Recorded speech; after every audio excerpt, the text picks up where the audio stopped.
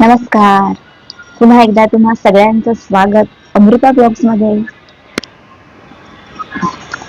चला तर मग आज पुन्हा एकदा मी घेऊन आलेली आहे वाचन वसा उपक्रमातली पुढची कथा.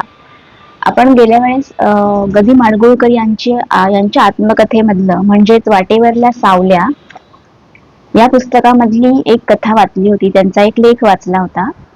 तर आता आणि ते मी तुम्हाला सांगितलं होतं की तुम्ही हा व्हिडिओ पुन्हा पुन्हा बघा, म्हणजे पुढच्या वेळेस मी जेव्हा वाचेन पुढची कथा तेव्हा तुमच्या लक्षात येईल आपण आधी काय वाचलं होतं किंवा काय ऐकलं होतं. तर आज आपण त्याच्या पुढचीच एक गोष्ट वाचणार आहोत. तर हे आहे वाटेवरल्या सावल्या. ह्यातलीच एक गोष्ट आपण आज वाचणार आहोत. गेल्या वेळेस मी यातली तिसरी गोष्ट वाचली होती.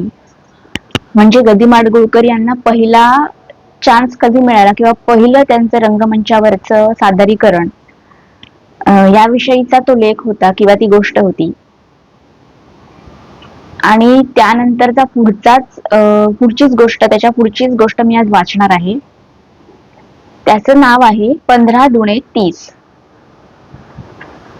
चला तर मग वाचूया आपण आजची कथा. मोटारीने वेग घेतला. वेगाबरोबर गप्पाही सुरू झाल्या. तो नवीन आलाय, तो मोठा चांगला आहे नाही, विनायकराव म्हणाले. कोण? पांडुरंगांनी विचारले. तो औंधकर, डायलॉग बिडॉग चांगले बोलतो, हुशार आहे. तो नकलाही करतो चांगल्या. खरं का? नकलाकार औंधकरच म्हणतात त्याला. पांडुरंगराव नाईक व दिग्दर्शक विनायकराव यांचा संवाद थेट असत्याच्या रस्त्याला लागला होता.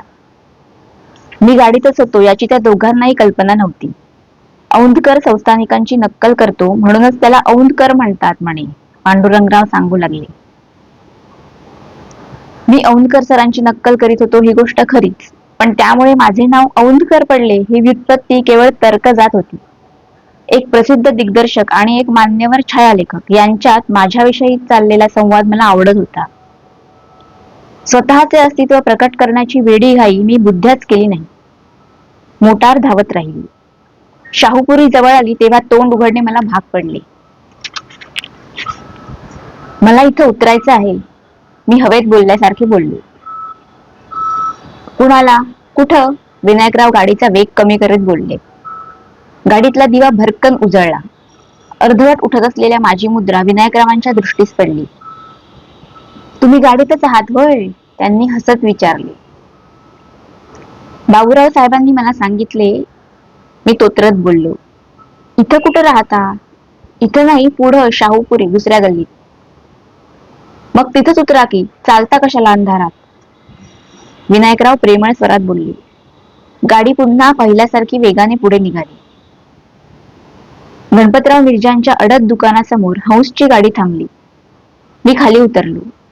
गाडी निघून गेली. दुकानातला देवाप्पा दिवाणजी झोपेतून जागा झाला आणि जागेपणी स्वप्न पाहिल्यासारखा बावचळून मला आपल्या कर्नाटकी मराठीत बोलला. तुम्हाला सोडायला कंपनीचं गाडी आलं होतं? हिरवाड्यांची मुलं आली होती का? मी माझा महत्वाचा प्रश्न त्याला विचारू लागलो. ते जाऊ द्या हो, आत्ता या गाडीत विनायक होतं, मीनाक्षी होतं. त्याच्या कर्नाटकी मराठीचे मला तशाही स्थितीत हसू आले. मी एकाएकी कोणीतरी मोठा झालो अशी त्याची बालंबाल खात्री झाली होती. उजाडेपर्यंत देवाप्पाने मला नाना प्रश्न विचारले. संयमपूर्वक त्यांची उत्तरे देता देता मी अगदी मेटाकुटीला आलो. पहाट झाली. हिरवाड्यांच्या घरी जाऊन येण्या इतका अवसरही मला मिळाला नाही. शेजाऱ्याच्या नळावर स्नान उरकून मी परत स्टुडिओत गेलो. असे लागोपाठ 15 दिवस गेले. राजीनामा व बडतर्फी या दोन्ही प्रकारातून एकही न घडता माझी शिक्षकाची नोकरी गेली. त्या 15 दिवसात स्टुडिओचे काम इतके अखंडपणे चालत राहिले की आपण कोणाच्या तरी शिकवण्या करीत होतो याची आठवण करायला देखील वेळ मिळाला नाही. सकाळी गेल्या गेल्या कंपनी प्रत्येकाला 1 कप दूध व 1 पावरोटी न्याहारीसाठी देत होती. 1 पर्यंत शूटिंग चालत होते. 1 वाजता सारे जण कंपनीतच एका पंक्तीला बसून जेवत होते. या जेवणात चपात्या, बटाट्याची भाजी, लसणाची खमंग चटणी आणि वाडगाभर ताक मिळत होते. हे जेवण सर्वजण रंगलेल्या अवस्थेतच बसून घेत होते. जेवताना ओठ मोकळे राहावेत म्हणून फक्त ओठावरची कृत्रिम मिशी तेवढी उतरून ठेवावी लागत होती. जेवणानंतर पुन्हा लगेच शूटिंग सुरू होत होते. ते रात्री 9 पर्यंत चालत होते. रात्रीचे जेवणही कंपनीच देत होती. मध्यरात्रीला सुट्टी होत होती आणि आम्ही घरोघर जात होतो. हे 15 दिवस संपले. त्या दिवशी मात्र पोटाचा प्रश्न माझ्यापुढे आ वासून उभा राहिला. शिकवणी सुटली होती. हौसची नोकरी हा केवळ शिक्षणाचा भाग होता. तसे शाहूपुरीतले सधन व्यापारी माझ्या पोटाला सहज देऊ शकले असते. पण कामा वाचून दाम घेण्याची माझी सिद्धता नव्हती. तो विचारही मी माझ्या मेंदूच्या आसपास फिरकू दिला नव्हता. मला लवकरच पगार सुरू होणार आहे असे खोटेच मी शाहूपुरीतील मंडळींना सांगितले आणि देवाप्पा दिवाणजींच्या पतीवर एक जैन खानावळीत एक वेळ जेवू लागलो. चित्रणाच्या कामाला दुसरा पूर आला. पुन्हा दिवसभर काम सुरू झाले. चित्रणाच्या या दुसऱ्या कालखंडात मी वेगवेगळी 25 तरी सोंगे घेतली. कधी वर्तमानपत्र विक्या पोऱ्या झालो आणि सकाळ त्रिकाळ दुष्काळ असे ओरडत स्टुडिओतील रस्त्यावरून धावलो. कधी खादीदारी आश्रमोई युवक बनलो आणि वेताच्या टोपल्या विकण्याचा अभिनय केला. कधी ब्रह्मचारी अवधूत आणि त्याची अनोळखी प्रेयसी यांच्या एकांतात पेन्शनरची पगडी सावरीत मख्खपणाने बसून राहिलो. त्या दोघा प्रेमी जीवांना साखळी ओढून गाडी थांबवण्याची धमकी दिली. कधी खेडूत, कधी भिकारी, कधी गृहस्थ, कधी ब्रह्मचारी, कधी विद्यार्थी, कधी पोस्टमन, कधी गर्दीतला एक, तर कधी सर्व दृश्यात एकटा. या सर्व भूमिका वठवून घेताना विनायकराव अभिनयाचे बारकावे इतक्या वेळा समजावून सांगत की वठवणारा निर्बुद्धच असेल तर तो अभिनय फिका व्हावा. अभिनय साधनेची उपजत आवड आणि विनायकरावांसारखा साक्षेपी शिक्षक यामुळे त्या काळात मी जो प्राप्तीचा आनंद अनुभवला तो शब्दांनी वर्णन करण्या इतका थिटा नाही. त्या अमोल अनुभूतीचा आनंद नुसत्या स्मरणाने आजही शरीरावर रोमांच उभा करतो. ब्रह्मचारीच्या सेटवर मी असीम उत्साहाने काम करीत राहिलो. पोटाची चिंता मात्र पुन्हा पुन्हा भेडसावीतच राहिली. अनुभव मिळत होता, शिक्षण मिळत होते, पण पैसा मात्र दृष्टीला देखील पडत नव्हता. ब्रह्मचारी चित्रपट उभय भाषात अर्धा अधिक तयार झाला होता. पैशांच्या चिंतेने मला चांगलेच ग्रासले होते. खानावळवाले वायदे मांडण्या इतके उदार उरले नव्हते. दुपारच्या वेळी फालतू नटांच्या खोलीत मी एकटाच स्वतःजवळ बसलो होतो. बाकीची 3-4 मंडळी पैसा पॉइंट रमी खेळण्यात रंगली होती. एकमेकांवर चढलेल्या मार्कांचा हिशेब ते कागदावर लिहून ठेवत होते. थोड्या वेळाने पगार होणार होता. पगाराचे बोलावणे आले आणि एक एक जण पैसे मोजीत परत येऊ लागला. रमीतली देणीघेणी चुकवली जाऊ लागली. मी उमेदवार होतो, मला कोण देणार पगार? अशी उमेदवारी किती दिवस करावी लागणार होती देव जाणे. चित्रपटात आल्यापासून आजच्या इतका विचारमग्न मी कधीच झालो नव्हतो. नुकताच पगार घेऊन आलेला एक जण माझी अवस्था ओळखून सहानुभूतीने म्हणाला, शिकलेला आहेस थोडा, कुठेही मास्तरकी कर, पुढे शिक, कशाला कशाला आलाय आहे दरिद्री धंद्यात. निराश झालेल्या माझ्या मेंदूने त्याचा हा उपदेश अंगावर गोंदवून घेतला. तीच ती ध्वनिमुद्रिका माझ्या डोक्यात पुन्हा पुन्हा वाजू लागली. मालकांपैकी कुणाकडे जाऊन पगारासंबंधी विचारण्याची हिंमत माझ्या अंगी मुळीच नव्हती.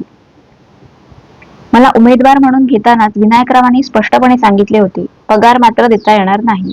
शिक्षणासाठी यायचं असेल तर या. शिक्षण घेणाऱ्या विद्यार्थ्याचा शिक्षण संस्थेला त्या काळात काही उपयोग होत नसतो. हंस कंपनीला माझा थोडा का होईना पण उपयोग होत होता. ते स्वतः विनायकरावांनी कबूल केलेले मी ऐकले होते. माझ्या पोटापुरते पैसे हंसने मला दिले पाहिजेत. अगतिक झालेले माझे मन या विचाराभोवती फिरू लागले होते. उपाशी पोट त्याला कळवळून साथ देऊ लागले होते. एवढ्यात हिशेब खात्याकडचा बॉय दारात आला आणि म्हणाला, औंधकर तुम्हाला बोलावलंय. कुणी? मी विचारलं. वामनराव साहेबांनी. वामनराव साहेब हे हंसचे खजिनदार होते. ते मला कशाला बोलावतील? बॉय कडून काहीतरी चूक होत असावी असे वाटून मी त्याला म्हणालो, मला कशाला बोलावलंय? पगार घ्यायला, बॉय उत्तरला. त्याची खचितच काहीतरी चूक होत होती. मी मुळीच उठलो नाही. त्याच्याकडे दुर्लक्ष केले.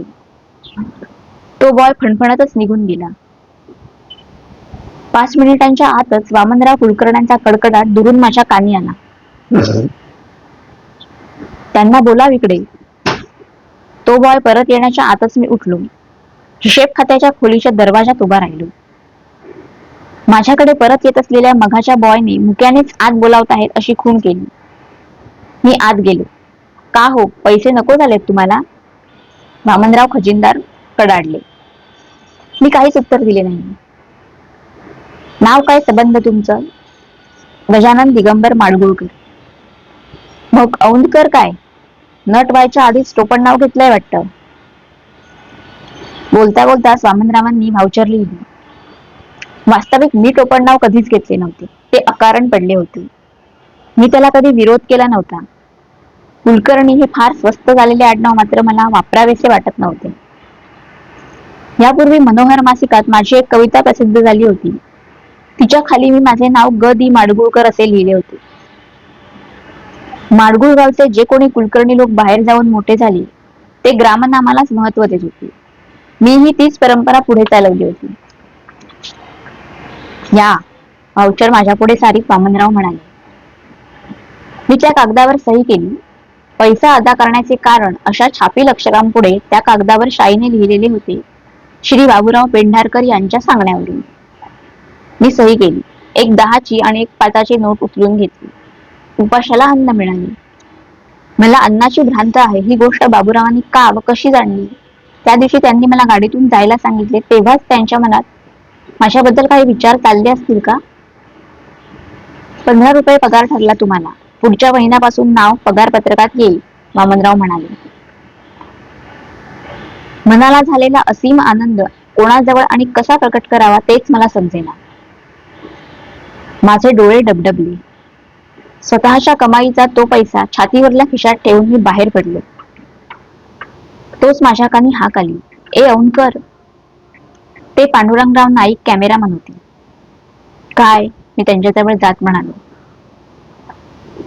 शिकवण्या करतोस का अजून? त्यांनी विचारले. सुटल्या. शूटिंग सारखंच चालू होतं त्यामुळे जाताच येईना, मी खुलासा केला. आमच्या मुलींना शिकवत जा. माझ्याबरोबर गाडीतून घरी येत चल. तासभर शिकवत चल. ड्रायव्हर तुला परत पोहोचवून देत जाईल, ते म्हणाले. दुःखासारखी सुखेही एका पाठोपाठ येतात की काय कोण जाणे. पांडुरंगराव नाईकांची मुले मोठी गोड होती. त्यांना शिकवताना मला परके पण मुळीच वाटेनासे झाले. ती मुलेही माझ्यावर फार माया करू लागली. पांडुरंगरावांच्या बंगल्यात मी शिकवणीसाठी गेलो आणि काही न खाता पिता परत आलो असे कधीच घडले नाही. पांडुरंगराव मूळचे गोव्याचे. गोवेकरांचा जन्मजात स्वभाव गुण त्यांच्या कुटुंबातील प्रत्येक माणसात सजीव झालेला. त्यांच्या प्रेमळपणाला बांधच नाहीत. कधी कलमी आंबे तर कधी द्राक्षे, कधी शिरा पोहे तर कधी घरी केलेली बिस्किटे. पांडुरंगरावांच्या घरात माझे अक्षरशः लाड होऊ लागले. मी घरापासून दूर आलो आहे याची जाणीवच मला राहिली नाही. ते मला दरमहा 15 रुपये पगारही देऊ लागले. हौस 15 देऊ लागली. पांडुरंगराव 15 देऊ लागले. मी रोज रुपया मिळवू लागलो. अत्यंत आवडीचा अभिनयाचा व्यवसाय आणि चरितार्थाला पुरतील एवढे पैसे. मला आणखी काय हवे होते? चित्रपट व्यवसायाच्या मार्गाने मी आयुष्याचा प्रवास चालू केला. फारसा परिचय नसताना बाबूराव पेंढारकरांनी माझी दुःखे का जाणली? पांडुरंगरावांनी मला एवढा जिव्हाळा का दिला? योग्य वेळी या वृक्षांनी आपली छाया माझ्या मस्तकावर केली नसती तर मी परत फिरलो असतो. आज कोण झालो असतो? कुठे गेलो असतो? खूप छान होती ही गोष्ट. तुम्हाला सुद्धा आवडली असेल तर कमेंट करून मला नक्की सांगा. आणि अशाच पुढच्या गोष्टी सुद्धा मी वाचणार आहे आणि तुम्हालाही त्या नक्की आवडतील. ग दी माडगुळकर हे व्यक्तिमत्वच असं आहे की त्यांच्या कुठल्याही गोष्टी आपल्याला भुरळ पाडतातच. आणि ही तर त्यांची आत्मकथा आहे त्यामुळे त्यांच्या गोष्टी खूप ऐकण्यासारख्याच असतात. तर तुम्ही नक्की ऐकत राहा वाचन वसा उपक्रम आणि त्यासाठी चॅनेलला सबस्क्राईब करायला विसरू नका. आपण भेटूयाच पुढच्या व्हिडिओमध्ये. तोपर्यंत काळजी घ्या.